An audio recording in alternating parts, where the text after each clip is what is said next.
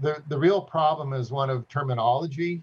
StatsCan says that it's more than 73%. They say it's now up to 81% of the deaths related to COVID are persons with who are in seniors' homes or long-term care facilities.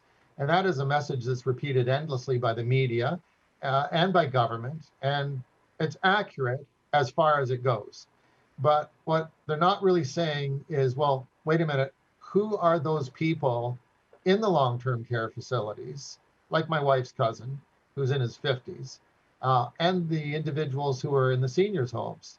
And the answer is, the common denominator is that they are all persons with disabilities. My wife, Ruth Ann, has two friends, one of whom is 91 and the other is 94, and they are both active women who are actively involved in church activity and community activity, and they live independently. So being elderly is not disabled, but if you are elderly and you're disabled, or you are under 65, you're not a senior and you're disabled and you can't live independently, you live in a long-term care facility.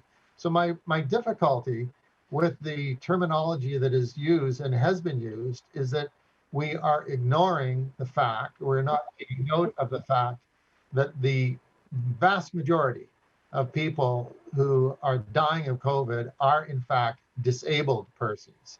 And that's kind of the start point of where we need to begin in order to really address this tremendous crisis that's gripped our nation and the world.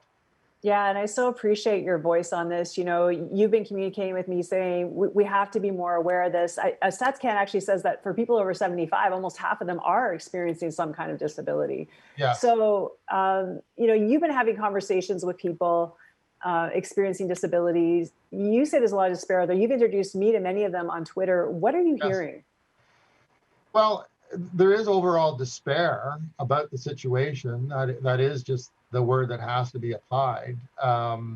And because of Bill C7, introduced and passed in the Commons and now before the Senate, persons with disabilities are the only identifiable minority group in our entire culture that are identified in that bill and that act as persons who can receive legal assistance in dying.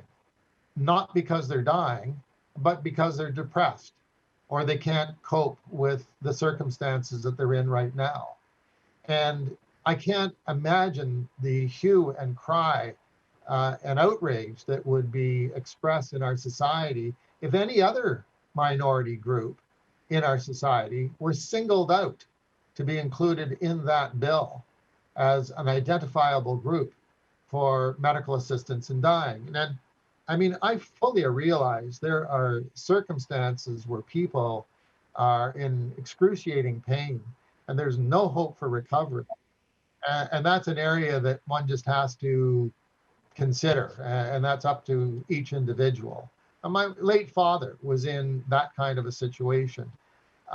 So that's up to the individual. But we're not talking about people who have been diagnosed by their physician as someone who has a terminal, non-treatable condition. We're talking about people who are just, by virtue of their situation, are depressed.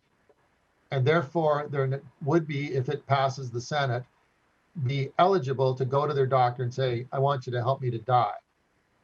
That's a very, very ugly circumstance. And so what I'm seeing, and I've been counseling people through people I've met online, on why not to pursue medical assistance in dying.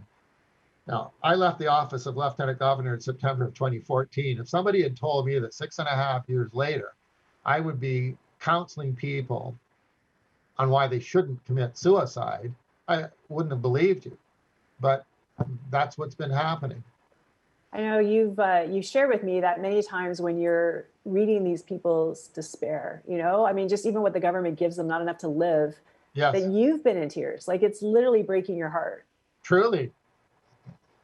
Truly. I mean, when you get down to it, in every province, we'll deal with Ontario because that's where you and I are based right now, but we have Ontario Disability Support Payment Program, ODSP.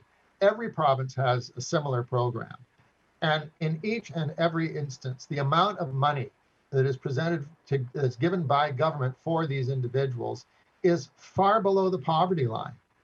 So what does this say about us as a people, where by virtue of the fact that you have a disability, government pays you less than level of poverty, and offers you medical assistance in dying because you're depressed? I mean, one almost becomes a self-fulfilling prophecy of the other. Yeah, It's very ugly, very it's just ugly. a message of a lack of care, a lack of importance, a lack of significance. We are people of faith. Yes. And, you know, we can be angry at the government, we can be sad about this issue, but what can we actually do to make a difference?